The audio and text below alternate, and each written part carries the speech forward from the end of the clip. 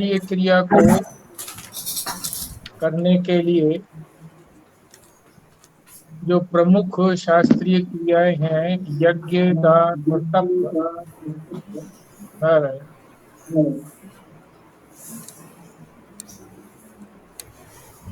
पुराना जी म्यूट कर लीजिए। हाँ, थैंक यू। नारायण।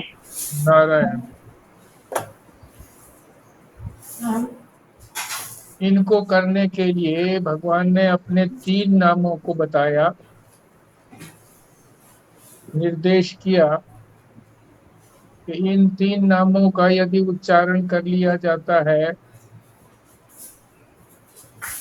तो उस क्रिया में, यज्ञ, दान और तप आदि क्रिया में कोई भी त्रुटि रहती है तो वो पूरी हो जाती है, कमी पूरी हो जाती है।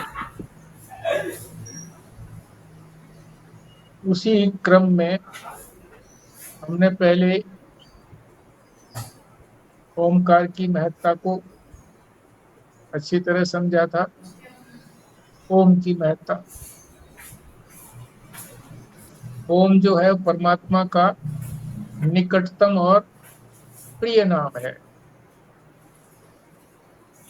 ब्रह्मा जी जब उत्पन्न हुए तो सबसे पहले उनके मुख से ओम निकला। बच्चा भी जब उत्पन्न होता है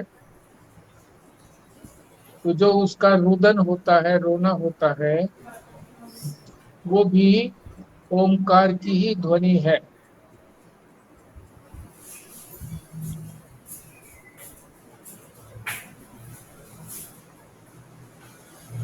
शांति पाठ जितने हैं, जितने भी मंत्र हैं शांति पाठ के, उनके अंदर, सबके अंदर ओम से प्रारंभ किया जाता है।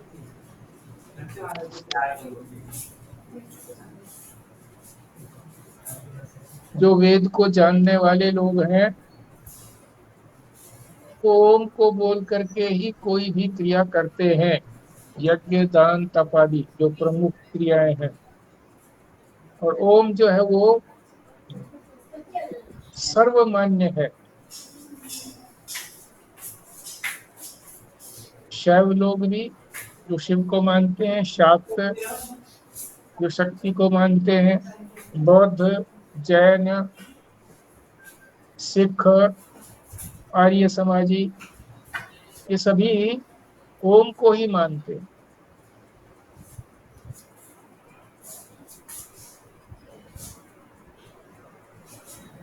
फिर ओम के जो 3 अक्षर बताए थे, ए, उ और मैं, इन 3 अक्षरों से मिलकर के ही ओम बनता है।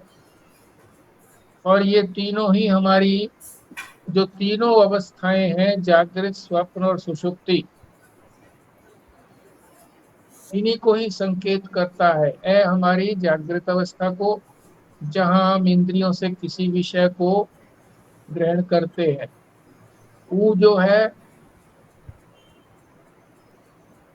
वो सूक्ष्म शरीर को, सूक्ष्म जो हमारे यंत्र हैं उनको संकेतित करता है। और इसी तरह से मैं जो है, ये हमारी सुषुप्ति अवस्था के अंदर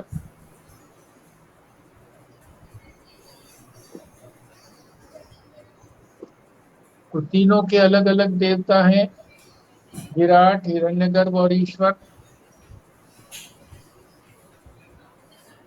ये बड़ा रहस्यपूर्ण है, ओंकार का वर्णन है भगवान ने जो किया है। ये हम अच्छी प्रकार से कर चुके थे कल। अब इसके बाद दूसरा जो परमात्मा ने अपना नाम बताया है, तत्व, उसके बारे में 25वें श्लोक से भगवान बताएंगे कि इसकी क्या महत्ता है, कहाँ उपयोग किया जाता है इसका। पहले पाठ करते हैं। तत् इति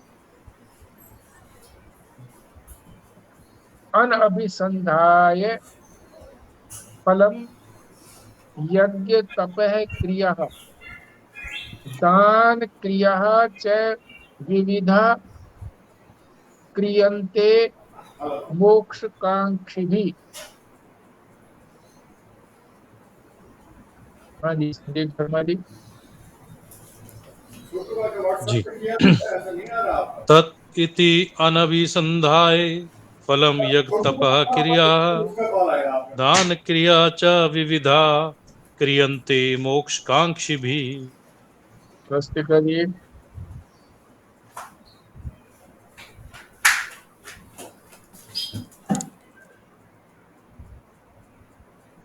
भारद्वाज साहब। कौन हाँ सा जी बोलिए। श्लोक है? कौन सा श्लोक है? 25वां। अच्छा, तब तक ये बोलते हैं, मैं फिर इसके बात करती हूँ लास्ट में। भारद्वाज तत् साहब। तत् इति अनभिसंघाय फलम यज्ञ तपः क्रिया दान क्रिया च विविधा क्रियन्ते मोक्षकांक्षिभिः। विमला जी।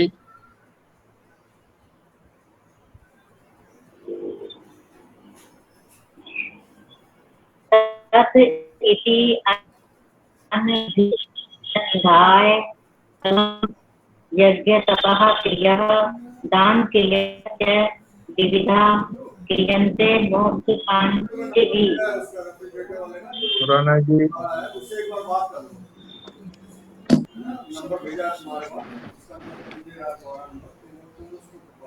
तत् इति अनभिसंधाय फलम यज्ञ तप क्रिया दान क्रिया च विविधा क्रियन्ते मोक्ष कार्षिभिः। ओम। स्वस्तिका जी। हाँ जी। ओम। तद इति तद तद इति न अभिसंधाय फलं यज्ञ तपः क्रिया दान क्रिया च विविधाः क्रियन्ते मोक्षकांक्षिभिः। ठीक। अर्थ समझते हैं। भगवान ने जो अपने 3 नाम बताए हैं, ओम, तत्, सत। ओम को हम कल कर चुके थे, बड़े विस्तार से समझ लिया था हमने। तत् को आज समझते हैं। वो 25वें श्लोक से भगवान हमको समझा रहे हैं कि तत् का क्या प्रयोग है हमारे जीवन में। तो पाठ हमारा हो गया है, अब इसके अर्थ को समझते हैं। तत् माने वह कौन? परमात्मा। इति, ऐसा बोल करके, यानी तत् बोल करके, अनअभिसंधाय,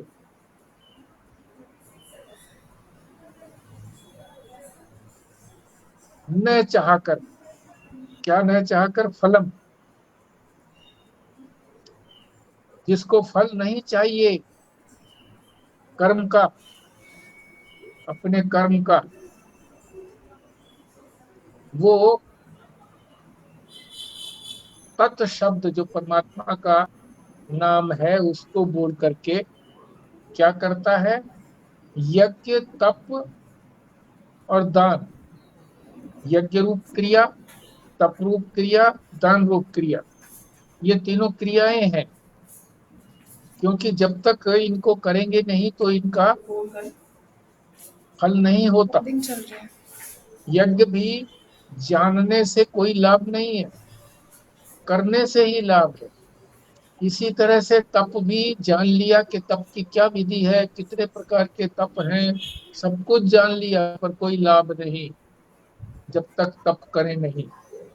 इसी तरह से दान, दान के बारे में भी सब कुछ जानते हैं, कैसे दान दिया जाए, किसको दान दिया जाए, कौन पात्र है, कौन से समय में दिया जाए। केवल जानने मात्र से कुछ भी लाभ नहीं है जब तक दान न दिया जाए। तो ये तीनों क्रिया हैं। क्रिया जब तक नहीं करेंगे तो उसका फल नहीं मिलेगा। तो कह रहे हैं ये विविध प्रकार की है। 3 तो है ही, यज्ञ, दान और तप। इनमें भी विविधताएं हैं, अनेक प्रकार के यज्ञ हैं, अनेक प्रकार के तप हैं, अनेक प्रकार के दान हैं। इनको यदि करता है, कैसे? फल की इच्छा छोड़ करके, और तत् से शुरू करके तत् का उच्चारण करके ये सारी क्रियाएं कोई करता है तो वो मोक्ष प्राप्त करता है। तो जिसकी मोक्ष की इच्छा है, ये है ना, मोक्ष कांक्षी भी, मोक्ष की आकांक्षा रखने वाला ही इनको कर सकता है, क्योंकि वो फल नहीं चाहता, वो तो मोक्ष चाहता है, कोई विषय नहीं चाहता।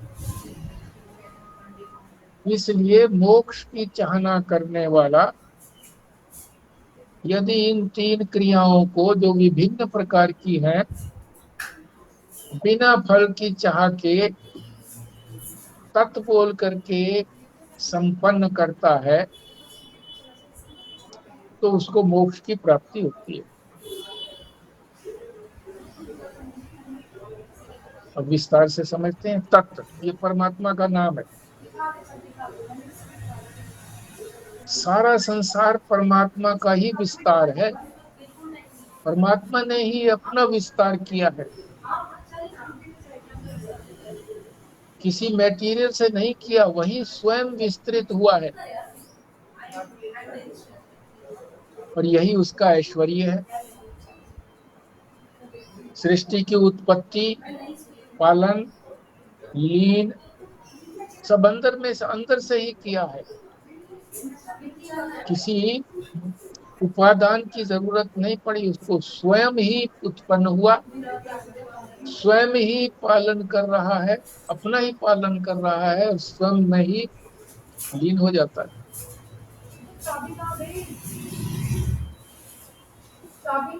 तो परमात्मा ही सर्वरूप हुआ ना। कैसे सर्वरूप हुआ? क्रिया करने वाला भी, ये जो तीनों बताई ना क्रियाएं, यज्ञ, दान और तप, ये क्रियाएं हैं। तो कोई क्रिया करने वाला होगा तभी तो ये तप हुआ, यज्ञ, दान और तप होगा, नहीं करने वाला नहीं होगा तो नहीं होगा। और जो क्रिया की जाती है, विधि है ना, जिस विधि से की जाती है उसको क्रिया कहते हैं। और फिर उस यज्ञ को करने के लिए जो सामग्री चाहिए तभी तो यज्ञ हो पाएगा। इसी तरह से दान देने के लिए भी सामग्री होगी तभी तो दे पाएंगे। तप के लिए भी किस प्रकार का तप करेगा, कौन सी सामग्री उसको चाहिए।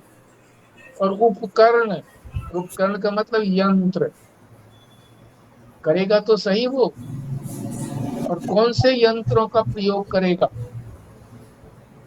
जैसे यज्ञ करने के अंदर मटेरियल तो हो गया ना, वो सामग्री जो अग्नि में आहुति दी जाती है, और किससे दी जाती है, लकड़ी की एक बनी होती है उससे भी देते हैं, घी को उसी से डालते हैं, लंबी होती है वो, आगे उसके चम्मच लगा देते हैं ताकि गर्म ना लगे।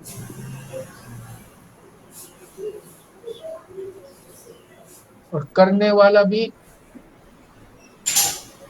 जो आहुति देता है, और क्रिया भी।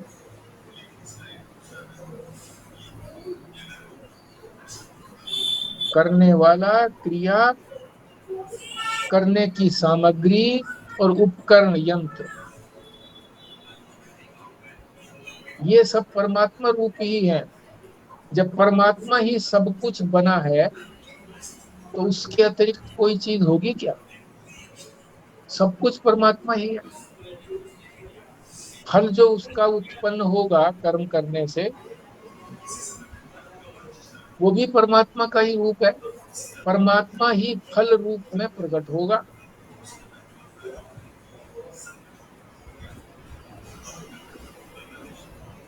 इस प्रकार से जो जानता है कि परमात्मा सर्वरूप है, और वो तत् का उच्चारण करते हुए, जो परमात्मा का दूसरा नाम है,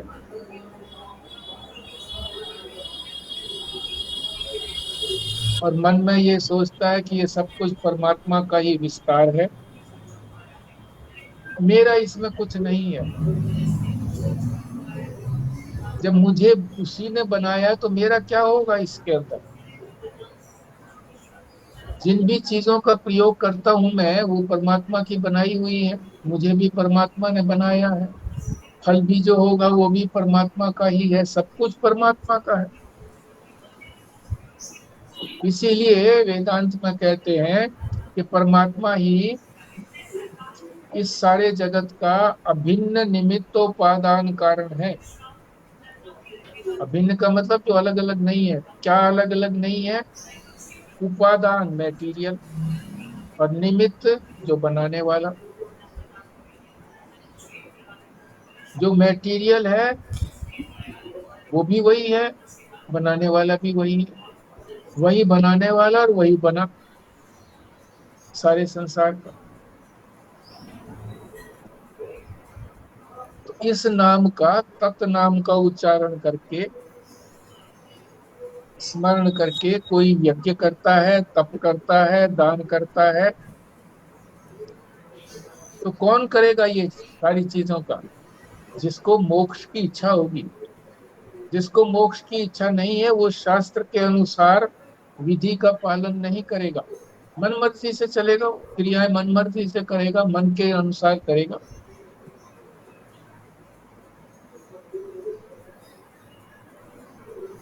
तो ये तीनों क्रियाएं हैं, यज्ञ, दान और तप। और ये भी अनेक तरह की हैं। जैसे यज्ञ भी अनेक तरह का है। ब्रह्म यज्ञ। ब्रह्म यज्ञ किसको कहते हैं?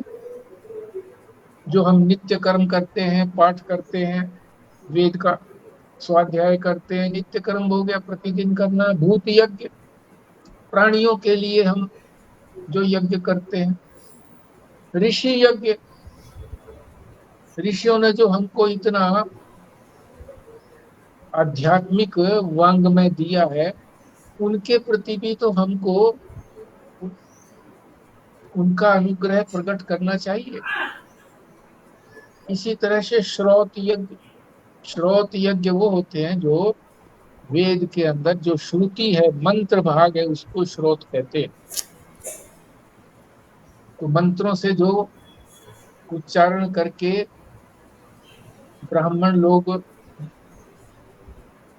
यज्ञ करते हैं, वो श्रौत यज्ञ हो गया। स्मार्त यज्ञ, जो जनता के कल्याण के लिए किया जाता है, वो स्मार्त यज्ञ। तो यज्ञ भी इतने प्रकार के हो गए। तप भी इसी तरह से चांद्रायण, और एक है कृच्छ चांद्रायण, और भी कष्टकारी चांद्रायण। इसी तरह से दान भी अनेक प्रकार का है। एक ही चीज का दान थोड़ी किया जाता है। स्वर्ण दान, सोने का दान, अन्नदान, विद्यादान, अभयदान। अभयदान का मतलब है कि भाई तुम भय मत करो, अब मैं तुम्हारी रक्षा करूंगा।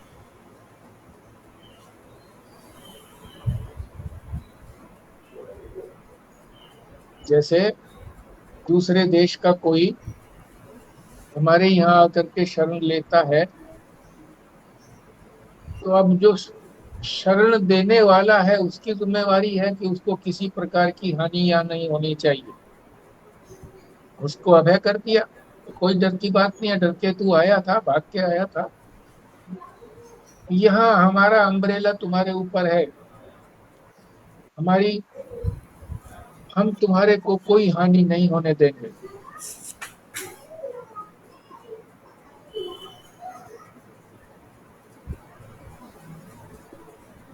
और इन सारी क्रियाओं को तत् बोल करके अगर किया जाता है, और फल की इच्छा न रख करके किया जाता है,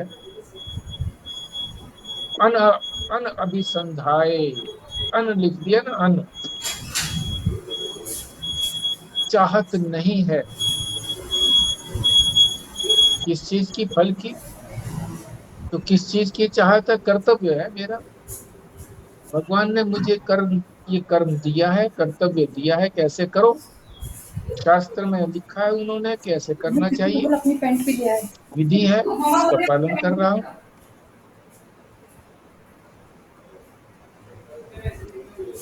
इस प्रकार का यज्ञ कौन कर सकेगा? जिसको संसार के पदार्थों को की चाहत है वो नहीं कर सकेगा। इस प्रकार वो तो जिस तरह से संसार की प्राप्ति जल्दी से हो दो पूछ ले, वो कहता है मैं कहा दे दो, उधर लगेगा, मैं तो बनाया अपने मनमर्जी से लगेगा। कहता अच्छा रुको अभी करता हूँ, फिर उसने मेरे सामने भी खोला और करता है। हाँ कह रहा वो तो फल छोड़ नहीं सकता क्योंकि फल के लिए ही कर रहा है वो कुछ।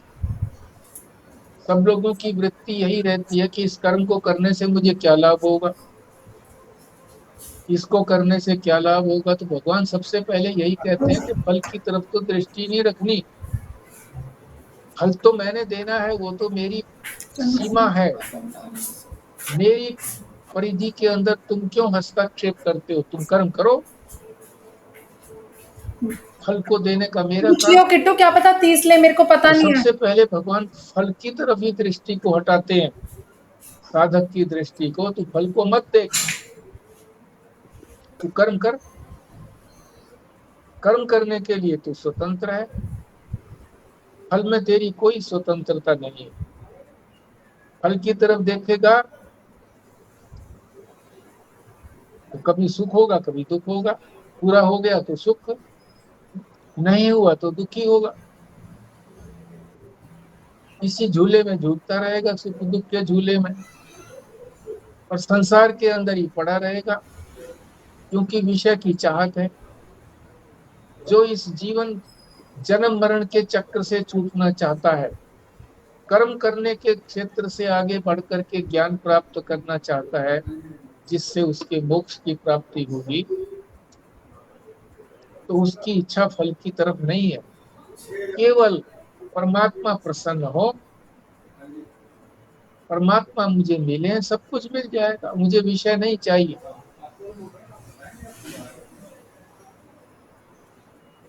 तो जो इन 3 शब्दों को बोल करके, परमात्मा के 3 नामों को बोल करके ओम तत्सत जितनी भी क्रियाओं को संपन्न करता है, मुख्य रूप से यज्ञ दान और तप,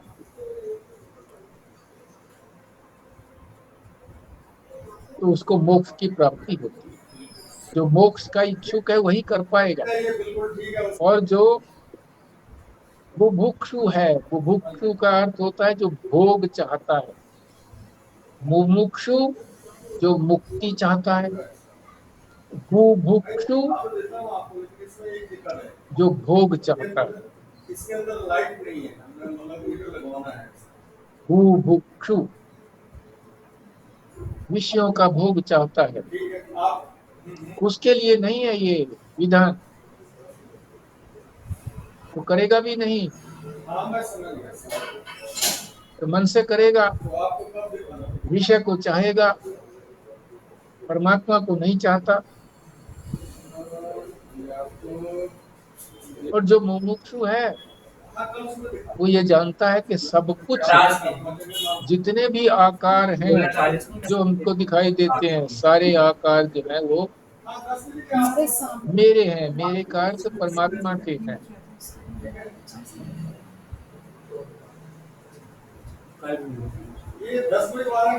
मेरे आकार हैं, तो फल की इच्छा करना बेकार है। इस प्रकार से ओम का पिछले श्लोक में बताया था, तत् का विनियोग, विनियोग का मतलब प्रयोग, इस 25वें श्लोक में बता दिया।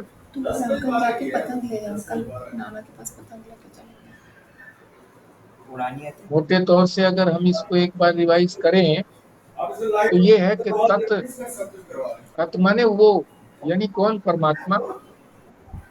उसी का सारा विस्तार है, उसी का सारा ऐश्वर्य है, वही बना है।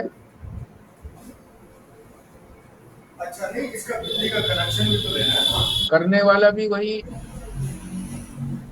जो क्रिया हो रही है वो भी वही, सामग्री भी वही, जो यंत्र योग इस्तेमाल किए जाते हैं वो भी वही, फल जो होगा वो भी परमात्मा ही होगा, क्योंकि जब है ही परमात्मा तो उससे अतिरिक्त कुछ और होगा भी नहीं। तो कौन करते हैं इस प्रकार के नाम को बोल करके क्या क्रियाएं करते हैं? जो प्रमुख क्रियाएं यज्ञ, दान और तप मुमुक्षु जन करते हैं, जो मोक्ष की इच्छा रखते हैं, कि मुक्त होना चाहते हैं इस संसार से, जन्म मरण के चक्र से छूटना चाहते हैं। और जो ये क्रियाएं हैं ये भी विभिन्न प्रकार की हैं। यज्ञ भी विभिन्न प्रकार के, तप भी विभिन्न प्रकार के, दान भी अनेक प्रकार के। तो इन सब को कौन कर पाएगा? जो मोक्ष की इच्छा वाला है। और वही जो है वो परमात्मा की आज्ञा, शास्त्र की आज्ञा, कि भगवान के 3 नाम है ओम तत्सत, इनका उच्चारण करके कार्यों को करेगा तो उसका कार्य संपन्न होगा। कमी रह ही जाती है, वो कोई कमी नहीं रहेगी। बुभुक्षु, जो भोग चाहता है वो ये नहीं कर पाएगा। तो ये हमारा 25वां श्लोक संपूर्ण हुआ। अब आप शेयर कीजिए। ये तत् का वैसे मतलब क्या होता है? वो होता है ना, तत् का मतलब तो वो। इसका मतलब वो का मतलब यही है कि जो ना तो प्रत्यक्ष है,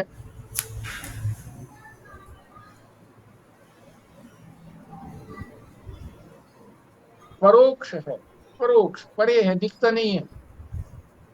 वो जो निकट होता है उसको तो हम यह बोलते हैं, ये तू भी बोलते हैं, तू। गुरु ने कहा शिष्य को, तत् तुम असी, तुम माने तू, तत् माने वो भगवान, तू वही है। महावाक्य है ये, तत्त्वमसि। क्योंकि शिष्य जो था वो गुरु के सामने था, इसलिए उसको तू बोला, त्वम तू। और तत्व जो है वो दूर है, जिसको तू दूर जान रहा है वो दूर नहीं है, वो तू ही है। हाँ जी। ये जो आप बता रहे थे तत् त्वम असि, ये तो नहीं, आपने अभी क्या बोला? ओम तत्सत, है ना? हाँ वैसे ये तो हाँ, बहुत बार तब नहीं बोलते जब किसी की डेथ हो जाती है। वो तो राम नाम सत बोलते हैं। अच्छा, नहीं ये भी बोलते हैं शायद। अच्छा अच्छा, और एक और बात बताओ, आपने ये जो बोला कि ओम तत्सत जो बोलेंगे, ये सिर्फ मुमुक्षु वाला बोलेगा, बुभुक्षु वाला नहीं बोलेगा, जिसको भोग की इच्छा है? भोग की इच्छा है तो उसको, वो शास्त्र की बात तो मानता ही नहीं ना। शास्त्र तो यही कहता है कि फल की तो इच्छा ही मत कर तू। भोग भोग करके ही तो तू तंग हुआ पड़ा है यहाँ पर अनेक जन्मों से, और तेरे कल्याण के लिए ही मैं तेरे को शास्त्र दिया है। तू फल की तरफ दृष्टि करेगा तो तुझे कुछ नहीं मिलेगा। तो भोग से तो छुड़ाना चाहता है वो, भोग पूरा कभी होता नहीं है। अब जैसे हमारे जैसे लोग जो हैं वो तो भोग में ही फंसे हुए हैं, और कभी भोग की इच्छा हो जाती है, कभी मोक्ष की इच्छा हो जाती है। तो फिर अगर हम बोलेंगे तो क्या होगा? ज़्यादा भोग में फंस जाएंगे, या फिर हो सकता है हमारी प्रवृत्ति ईश्वर की तरफ बढ़ जाए इसको बोलने से? शब्द का अपना, शब्द की अचिंत्य शक्ति है। चिंतन नहीं कर सकते शब्द की कितनी शक्ति है। परमात्मा के ये नाम है, नाम नामी से दूर नहीं होता। नामी जो है वो नाम से पहचाना जाता है। परमात्मा की ओर जाएंगे, मोक्ष की ओर जाएंगे, भोग की ओर जाने का मतलब ही कुछ नहीं है। चाहे हम अनमने मन से बोलें, चाहे अश्रद्धा से बोलें, जब बोलेंगे किसी भी काम को करने के लिए, प्रारंभ करने के लिए कि इसमें कोई कमी ना रहे, अगर बोलते हैं तो धीरे धीरे वो बोल करके हमारी श्रद्धा बच जाती है। मेरे को दे दो। बात है कि हमें कितने बजे जाना है? हमने तो कहा था 7 बजे वहाँ पहुँच गए। नाटक करते करते जो नाटककार है वो अपने आप को वही समझने लगता है। राम और सीता का जो नाटक कर रहे थे रामायण के अंदर, वो यही समझने लगे मैं तो राम ही हूँ। अपने आप को फिर आदर्श प्रस्तुत करने के लिए ही वो आगे जीवन चलाता है। हम भी उसको जो है ना फिर राम की दृष्टि से देखने लगते हैं। अगर वो किसी और कुकर्म में फंसता है तो हमें अच्छा ही नहीं लगता, देखो राम कैसे जा सकता है वहां पर। तो नाटक करते करते ही आप ये वाली बॉटल वास्तविकता में हम प्रवेश कर जाते हैं। मैं कहते ये ले जाओ आप तो आ ही जाओगे ना अभी 1 घंटे में नीचे।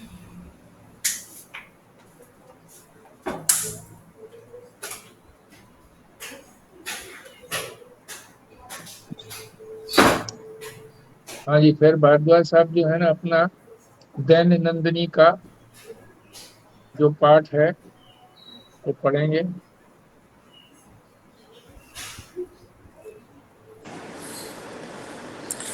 जी, आज का शीर्षक है भक्ति का सिद्धांत। भक्ति प्रति अक्षण वर्धमान है, ये इसका शीर्षक है। कल तो आपने कोई और शीर्षक बोला था। कल वाला पढ़ूं फिर? हाँ,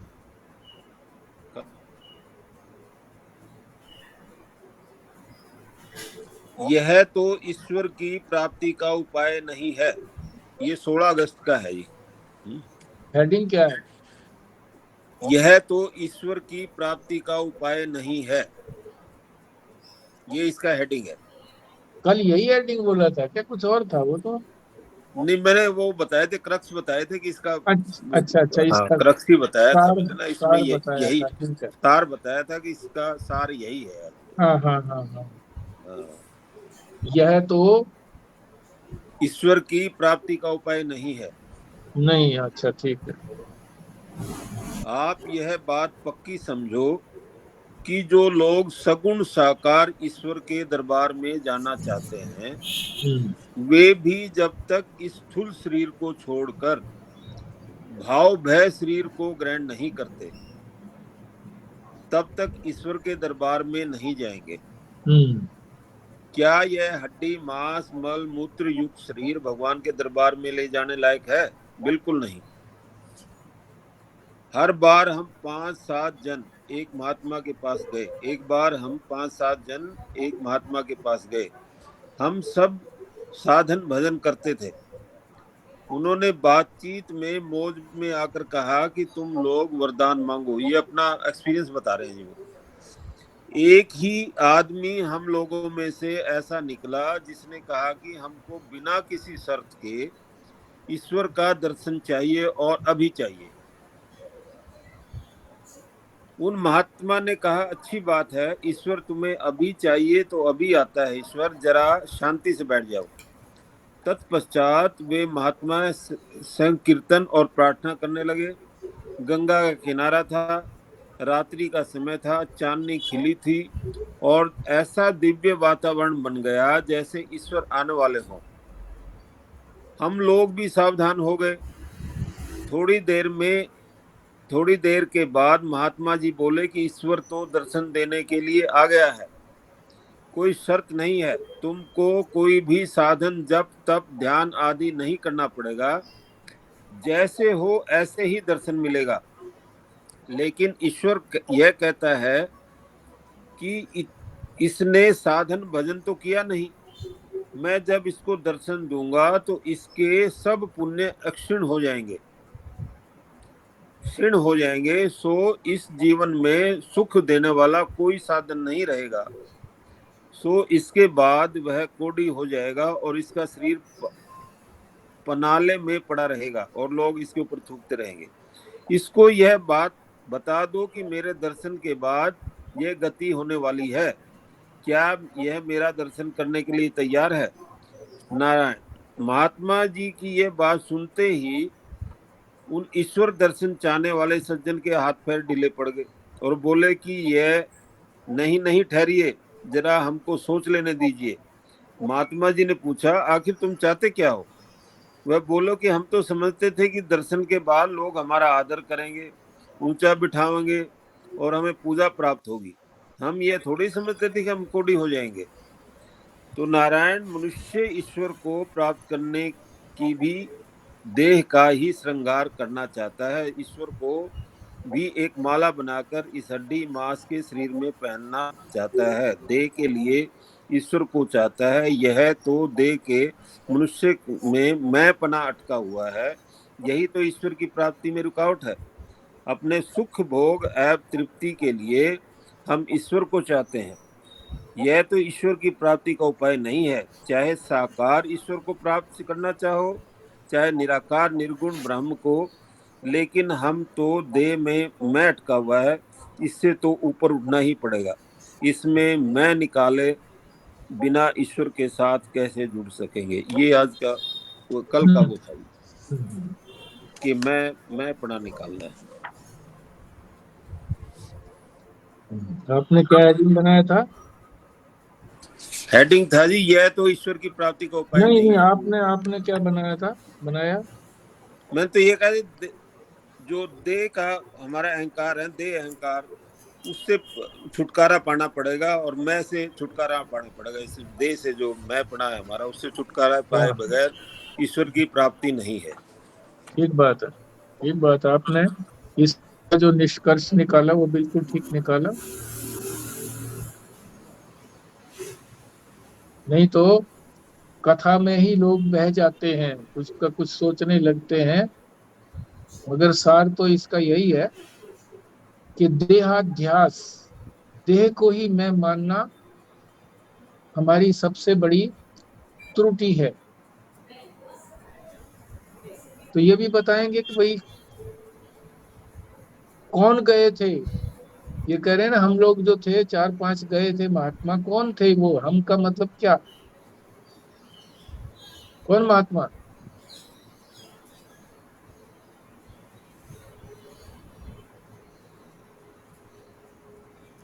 ये कौन लिखते हैं दैनिंदिनी? किसने लिखी है? खंडानंद जी ने? नहीं, अच्छा। गोविंदानंद जी है। हाँ, तो फिर वो अपने एक्सपीरियंस ही तो शेयर कर रहे होंगे। हाँ जी, और बोलिए आप लोग। ये अखंडानंद जी ने अपना शेयर किया हुआ है, उन्होंने संकलन किया हुआ है, उन्होंने अपना कुछ नहीं रखा हुआ इसमें। हाँ, ये संकलन है उनका प्रवचनों का संकलन किया हुआ है। हाँ, उनका इसमें गोविंदानंद जी का कुछ नहीं, अपना कंट्रीब्यूशन तो यही है कि संकलन किया उन्होंने बस। इससे ये भी निकल के आया कि हमारी विडंबना देखो कि हमें ईश्वर का दर्शन हो रहा है, पर फिर भी हम जो है ना, जब भी अगर ईश्वर का दर्शन भी हमें सिर्फ शरीर से जो हम सुख भोग सकते हैं उसी के लिए हमें ईश्वर चाहिए, और हम ये सोच रहे हैं जो क्षणिक सुख हमें मिलते हैं वो थोड़े से और बढ़ जाएं, थोड़े काम और पूरे हो जाएं उनको। हमें ऐसा ही लगता है कि ईश्वर की प्राप्ति हो गई तो हमारे संसार के सारे कष्ट निवृत्त हो जाएंगे। हम कोई मोक्ष के बारे में नहीं सोचते क्योंकि उसका तो हमें एक्सपीरियंस ही नहीं है। हम तो यही सोचते हैं कि ये जो हमारे छोटे छोटे दुख जो रोज रोज आते रहते हैं, परेशानियां होती रहती हैं, फिर शायद वो परेशानियां नहीं रहेंगी। तो हमारा इतना ज्यादा देह से अभ्यास है कि हम देह के सुख के लिए ही ईश्वर की प्राप्ति करना चाहते हैं। ठीक है, और बोलें जी।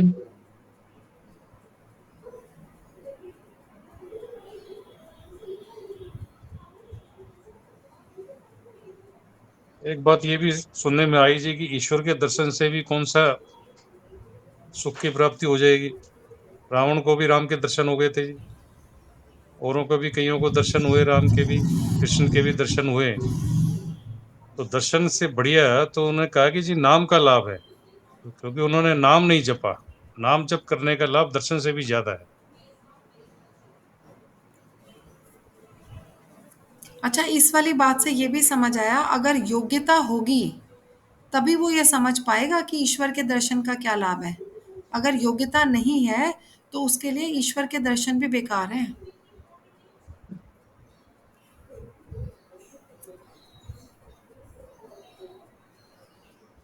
ठीक है, और बोलो जी।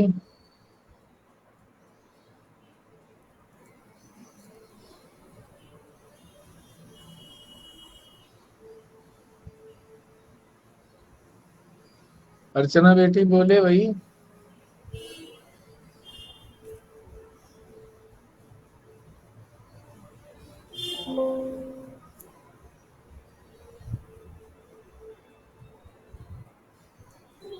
अर्चना बेटी यहाँ पर नहीं है।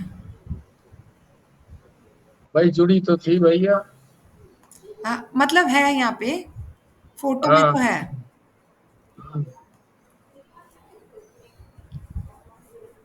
और कोई बोले भैया, और तो मौन कैसे रख लिया।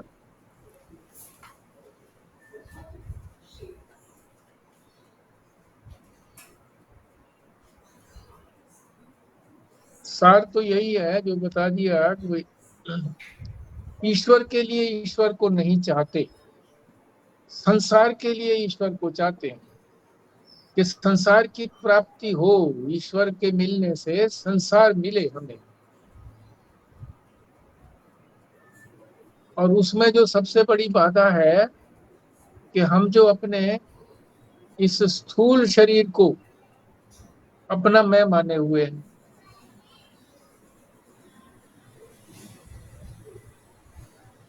इसीलिए सारे मतभेद भी हैं, राग द्वेष भी इसीलिए हैं, क्योंकि शरीर सबके अलग अलग है। इसी तरह से सूक्ष्म शरीर भी जो है वो भी सबके अलग अलग है। उनके अंदर जो भी उनकी भावनाएं हैं, राग द्वेष जो उनमें भरे हुए हैं सूक्ष्म शरीरों के अंदर, अंतःकरण के अंदर, वो भी सबके भिन्न भिन्न है।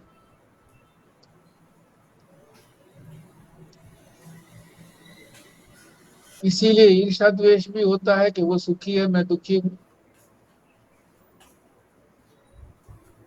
तो सबसे बड़ी बाधा ये है कि ये स्थूल शरीर को जानते हैं ये हम, ये स्थूल शरीर जो है ये शमशान की वस्तु है, देर सवेर से चला जाएगा। जब तक नहीं जाता है तब तक ये दुख ही तो देता है, जन्म से लेकर के अब तक। उत्पत्ति के समय में भी दुख मिला, विद्यार्थी जीवन में भी दुख ही मिला, पढ़ने के लिए कठिनाई रही, न चाहते हुए भी पढ़े। दोस्तों ने भी, किसी से लड़ाई हुई, किसी से प्यार हुआ। इसी तरह से जवानी में आए, वहां भी कोई सुख नहीं मिला। बीमारियां तो जन्म से भी शुरू हो जाती हैं। वृद्धावस्था तो है ही दुखों का घर। तो शरीर जो है, शरीर को ये देखें तो ये है तो मलमूत्र का थैला ही। ये तो परमात्मा ने कृपा करके इसके ऊपर एक पतली सी झिल्ली चिपका दी है, नहीं तो ये सारा दिन नीचे से कुत्तों को हटाता रहता डंडे से, और ऊपर से चील को, कौवों को हटाता रहता, मक्खियां चिपकी रहती। और इसी में हम अपना मैं पना जोड़ देते हैं कि यही तो आत्मा है, यही मैं हूँ, मैं हूँ यही आत्मा का मतलब, मैं यही मैं हूँ। दिया भगवान ने इसीलिए था कि इसमें जो यंत्र तुमको दिए हैं, और जो उन यंत्रों में जो सामर्थ्य भी दी है, तुम्हारे पास सामर्थ्य भी दी है, समय भी तुमको दिया है कि इतने वर्ष का तुम्हारा जीवन है, तो इस शरीर का उपयोग करो। उपयोग करके जो इस शरीर के अंदर जो विराजमान परमात्मा है उसको जानो, वही तो तुम्हारा अपना स्वरूप है, वही तो तुम्हारी आत्मा है, वही तो मैं हूँ। तो इस शरीर को मैं मानना, क्या उपाय है इसका? बोलो जी, उपाय बोलो इसका, कि ये शरीर मैं नहीं हूँ। क्या उपाय?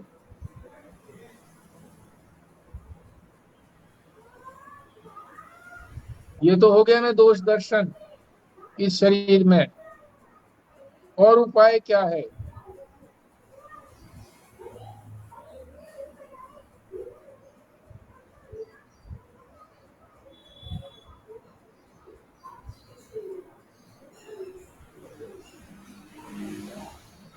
सीधी बात है,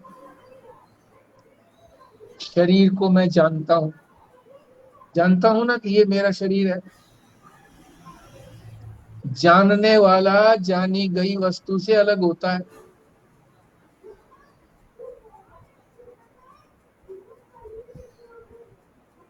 चाहे ये कहो कि दृश्य जो है वो दृष्टा से अलग होता है। शरीर दिख रहा है, देखने वाला मैं हूं, मैं दृष्टा हो गया, ये दृश्य हो गया। तो सबसे पहले दृश्य से अपने आप को दृष्टा में लाओ, कि दृश्य जो है वो तो बदलने वाला है, क्षण क्षण में बदलता है। तो क्यों उसकी तरफ देखे जा रहे हो? अपने दृष्टा रूप को जानो। जो जाना जा रहा है उसको जानने वाला मैं हूं, तो मेरे से अलग है वो। अलग है तो फिर हम उसके साथ दोबारा क्यों चिपकते हैं? हाँ जी, प्रश्न क्या तो बोल? यही है जी कि इसको, इस स्थिति को कैसे प्राप्त करें? क्या प्रोसीजर है? प्रोसीजर ही है ना, कैसे प्राप्त करें इस स्थिति को? यही तो प्रोसीजर है जी। विवेक करना है कि शरीर में नहीं हूं, क्योंकि शरीर का मैं दृष्टा हूं, देखने वाला हूं। शरीर का मैं ज्ञाता हूं, जानने वाला हूं। जानी गई वस्तु मेरे से अलग है, बदलने वाली है।